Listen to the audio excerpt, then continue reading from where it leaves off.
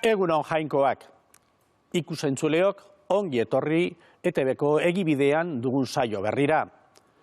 Garizumako ibilbidean sartuta gaur mendi goi batera igoko gara. Pedro, Santiago eta Juan ikusiko ditugu, Jesus, Moises eta Elias elkarrizketan dabiltzan bitartean. Zertaz ari ziren hizketan testu ingurutik antzeman dezakegu. Aurreko lerroetan Jesusek bere ikasleei nekaldiaren berri eman die. Eta mendiko jetzieran hilen artetik biztu arte isilik egoteko eskatuko die. Beraz, garbi dago antzaldatzearen esperientzian Jesus hilalabiziko kezkaz aritu zela Israelgo gorengo mailako pertsonaia erlijiosoekin, Moises eta Eliasekin, gainera zetozkion nekeminak izan zituen Jesusek gogoan. Gu ordu honetako Pedro, Santiago eta Juanen antzera maizuaren onduan izango gara, eta jaunaren jokabideak izango dira gure jokabide. Jesusek otoitz giroan murgilduta izan zuen antzaldatzea, geuk ere Eliza osoarekin batera otoitzaren bidea jarraituko dugu, eta orain sinodoaren sintesiak lagun egingo digu ordu honetan. Elizaren ganako maitasun handiz, askok testigantza sinesgarria emateko gai izango den Elizaz ametsa egiten dute. Jainkoaren familia ireki eta abegikorra bezala, Zinbauen adierazitakoa da. Aitin, indarkeria kasu etengabeak izan arren, Eliz barrutietako sintesisek, sinodoaren lehen urratzetan parte hartu zutenen poza adierazten dute. Sinodoaren esperientzia, jainkoaren herri bezala, kristau askok bizi izan duten esperientziarik posgarrinetako bat izan da, horrela diote Ginea Ekuatorialen. Elkarrizketa espiritualaren metodoa oso estimatua izan da leku guztietan. Eliz kide askori benetako aukera eman dielako Elizaren bizitza begirada zintzoz ikusteko. Gainera, kide guztiek zabal eta zintzoki adierazi ahal izan dute euren iritzia libreki. Dena den, ez da zailtasunik falta izan. Sintesiek ez dituzte eskutatu prozesu sinodalean orain arte izandako zailtasunak. Batzuk pandemiagatik, beste batzuk lengoaiagatik, eta galdera gehiegi izateagatik, eta beste batzuk indarkeria egoeragatik. Sinodo proposamenaren aurrean ere ez da erresistentziarik falta izan, ez da gaitzespen oso argiak ere.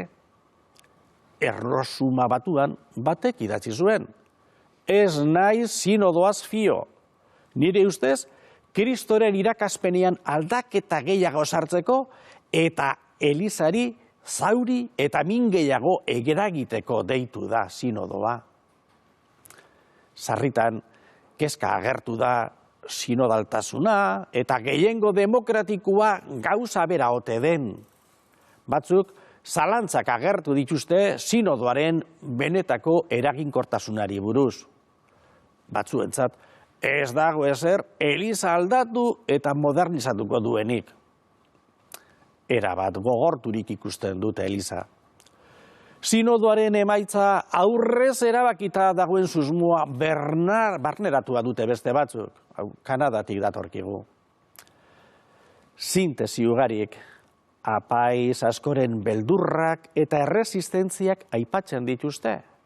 Bai eta kristau laikoen pasibotasuna ere.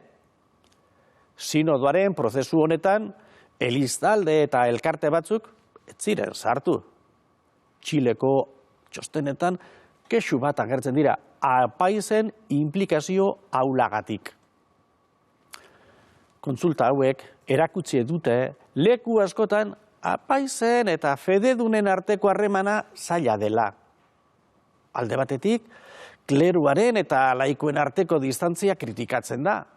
Eta beste aldetik, leku batzuetan apaizek elkartearentzat oztopotzat ikusten dutela euren burua.